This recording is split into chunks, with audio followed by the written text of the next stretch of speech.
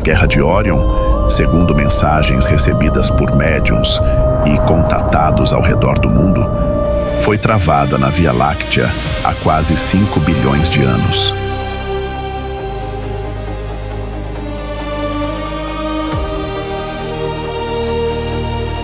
Esse conflito de proporções épicas seria a semente, no nosso inconsciente coletivo, daquilo que, na mitologia judaico-cristã, conhecemos como a Primeira Guerra no Céu.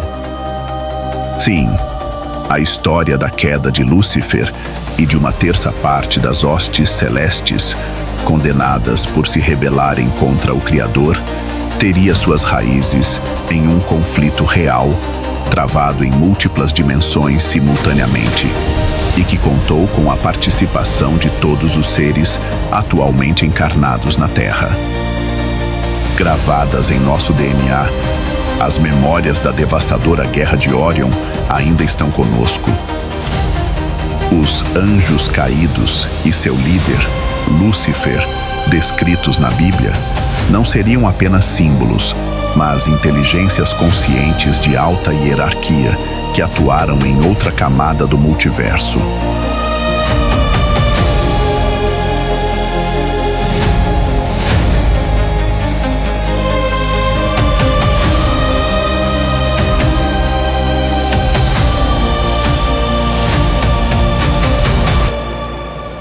E os demônios que assombram o inconsciente humano seriam, na verdade, os reptilianos, antigos adversários da raça humana, que encarnam ao nosso lado há eras, carregando o mesmo karma coletivo. A Guerra de Órion é a chave para entender por que o nosso mundo é um planeta de provas e expiações. A espiritualidade revela que o nosso universo é apenas uma célula dentro de um vasto multiverso, composto por várias células de eternidade. Cada universo ou célula é regida por um conselho de 12 seres extremamente elevados, que podem ser chamados de deuses, mesmo estando evolutivamente abaixo do Criador primordial.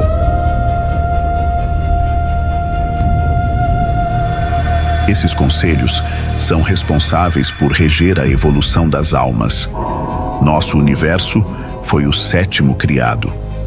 Mas, diferentemente dos universos anteriores, ele foi concebido com um elemento inédito, o livre-arbítrio total. 2 raças foram criadas em equilíbrio, os humanos e os reptilianos.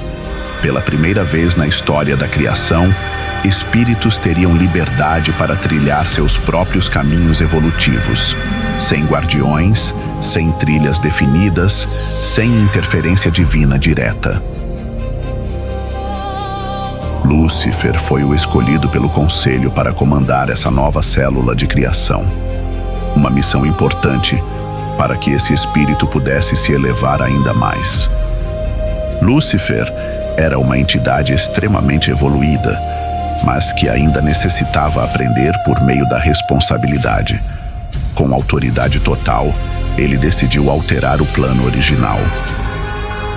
Descartou o equilíbrio entre luz e sombra, intensificando a carga de trevas nas 2 raças, um desequilíbrio proposital. Acreditava que o mal ensina pela dor o que a luz não consegue ensinar pela sabedoria, supostamente acelerando a evolução dos espíritos. Mas essa decisão quebrou o equilíbrio cósmico, e o resultado foi catastrófico. O planeta Tiamat, na constelação de Órion, foi o primeiro campo de batalha.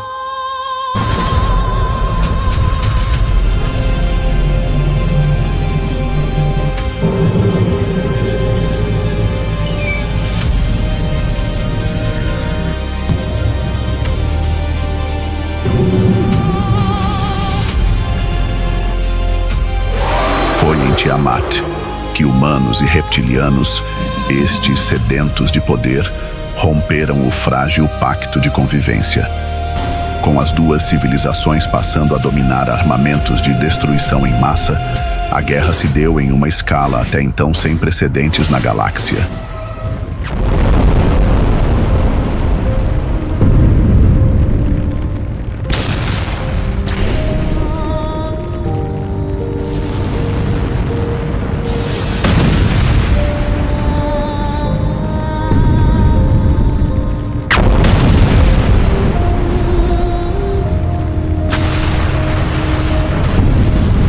A guerra se espalhou como um vírus pelas estrelas.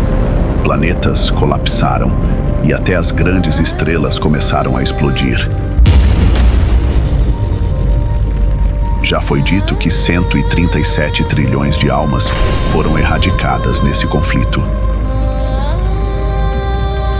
A criação estava ruindo e o desastre tinha potencial para contaminar outros universos. E Lúcifer, agora ciente do próprio erro, não teve mais como conter a destruição.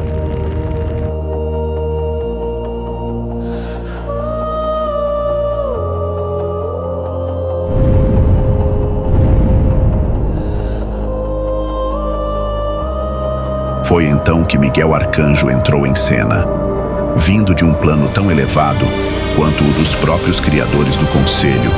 Miguel rompeu a neutralidade e invadiu esta caótica célula de evolução, o nosso universo, com um exército de luz.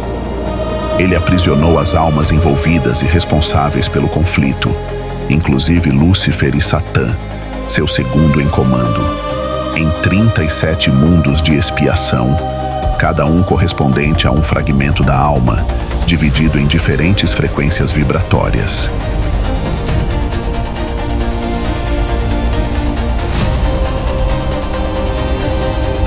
A Terra foi um desses mundos, que ao livre-arbítrio se somou uma nova lei, ação e reação. Os espíritos aprisionados viveriam sucessivas encarnações juntos, humanos e reptilianos, para compreender o outro e aprender a amar.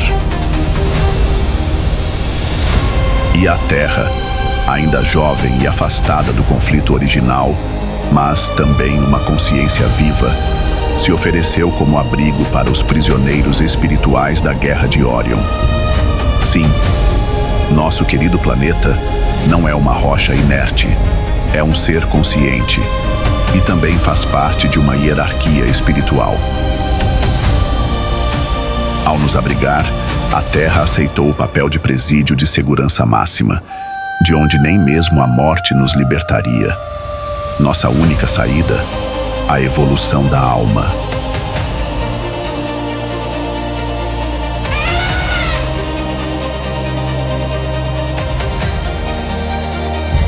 Mas não fomos abandonados à nossa própria sorte.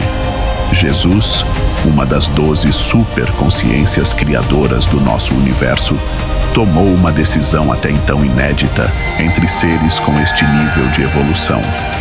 Ele, um ser divino, encarnaria na matéria, por amor a nós, suas criações. Para isso, adensou sua energia por dezenas de camadas dimensionais, até encarnar entre nós, no corpo físico de Jesus de Nazaré.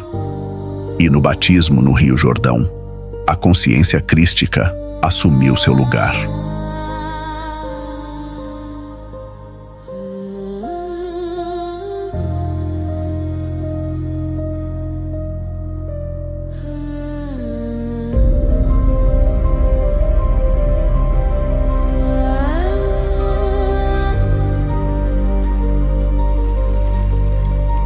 Jesus passou a ser o Cristo cósmico, não apenas um profeta, mas um emissário direto do plano divino mais alto.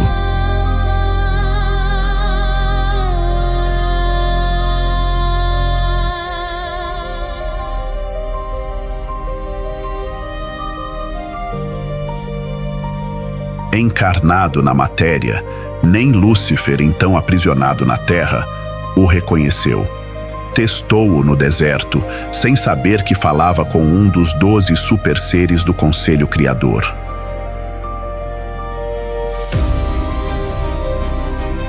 Jesus viveu todas as dores da condição humana e deixou um legado que seria a única chave possível para a libertação. Aprender a amar quem um dia odiamos. Segundo médiuns e contatados, a Guerra de Órion seria então a raiz do nosso sofrimento atual. Somos prisioneiros de um erro cósmico, mas também os agentes da própria libertação. Jesus veio abrir a cela, mas a chave está em nossas mãos. Este vídeo foi baseado em trechos e interpretações da obra A Guerra de Órion, de Sidney Santos das Neves, do livro de Urântia e de diversos relatos espiritualistas contemporâneos. E se você quiser ajudar a manter este portal aberto, pode doar qualquer valor pelo Pix, usando o QR Code que aparece na tela. Obrigado por assistir.